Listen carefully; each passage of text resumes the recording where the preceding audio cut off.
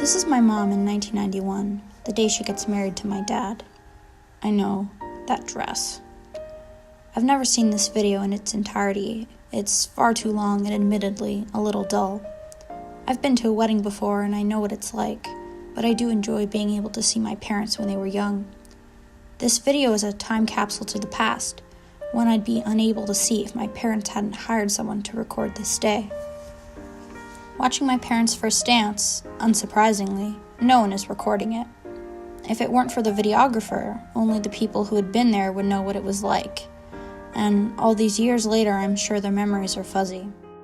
This is my cousin's wedding, documented just a couple days ago.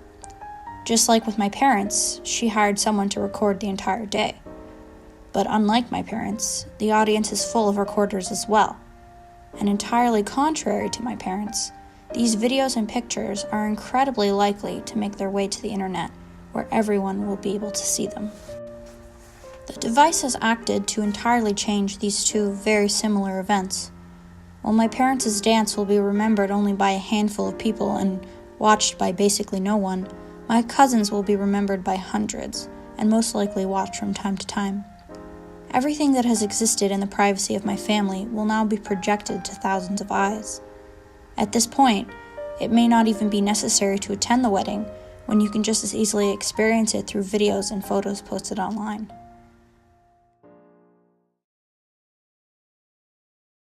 Hey, Daddy. Vanessa, go give Maddie a kiss. Give Maddie a kiss. The nature of the internet and the simple procedure from recording to sharing ensures that most private moments will never be private again. It is far too easy and very often rewarded by the platform itself in the form of likes, comments, and shares. In my previous essay, I talked about how addicting yet unfulfilling this process is. It is meant to keep you coming back, keep you craving that sense of acceptance that likes are supposed to supply to you. The way I frame it, social media use sounds like a no-brainer, horrible thing. When asked to compare the private and the public, my first thought was every downside that existed to social media use.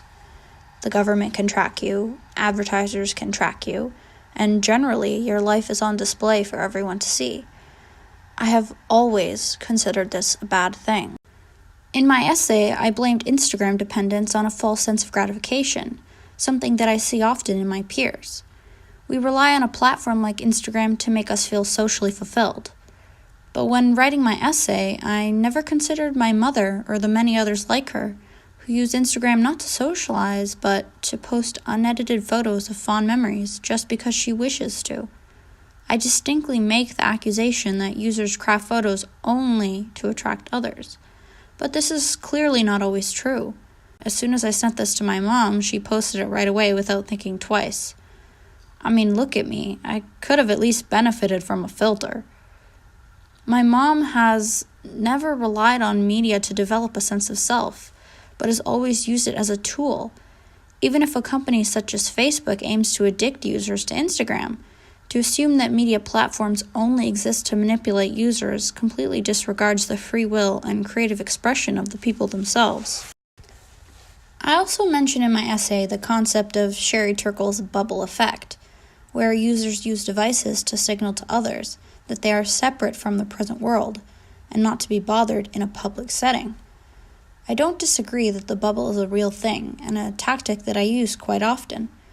But while Turkle's bubble might be debilitating and problematic, the device can also act as the exact opposite. It allows us to express ourselves publicly, to make our thoughts wider known, and potentially change the bubble to encompass an entire community.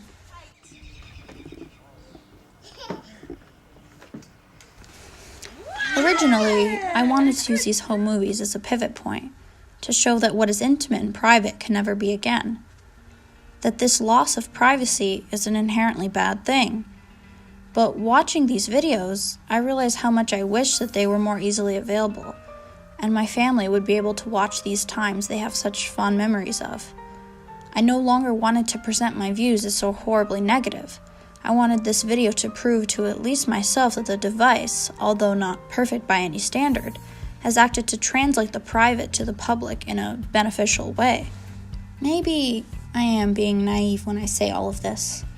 Maybe it's too much of a wish or a dream that we can build a global community on memories and thoughts alone. But watching my parents' wedding video, I immediately wondered why they bothered to record it in the first place. It sat for many years in a box, even when we had no way of playing it. They recently got it converted to digital format, and they've still never watched it. Was it recorded out of habit or tradition?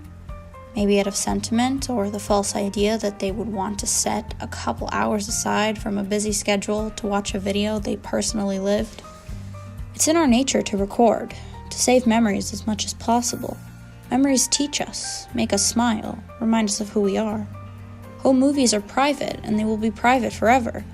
The things we record on our devices are just as similar to home movies, except that they have the ability to become public, even though we are recording them for the exact same reason. That is the difference the device makes. It's funny that I keep calling them home movies. Home movies don't exist anymore. Anything that you can record can be just as easily shared. They don't stay within the home. But these videos that I'm showing you have only been seen by a few people and exist as a part of my family record. Home movies exist as a last vestige of family privacy, a film that will only be watched and enjoyed by the family. But most of it is completely lost. You're going to be looking at this video, sweetheart, from in 20 years, and you're going to be going, my God, look how young my mother was. You know what? She wasn't that ugly. Now look at her. Yeah. The only thing I can say to you is that we have a beautiful barbecue planned today. This is the first time I'm seeing these clips. This is my little sister 20 years ago. She's cute, isn't she? My aunt and my mom recorded this, even though there's a good chance neither of them remember this moment. It's barely audible, but you can hear my aunt ask when she was ever going to see these videos. It strikes me I'm the first person to see this clip in 20 years. This private clip will never be public, but at the same time, it is remembered by nobody and adds nothing to neither my community or my family. So here I am, sharing my memories, inviting you into my community, and using my device to invite you to participate in my life in a way impossible before this gateway was created.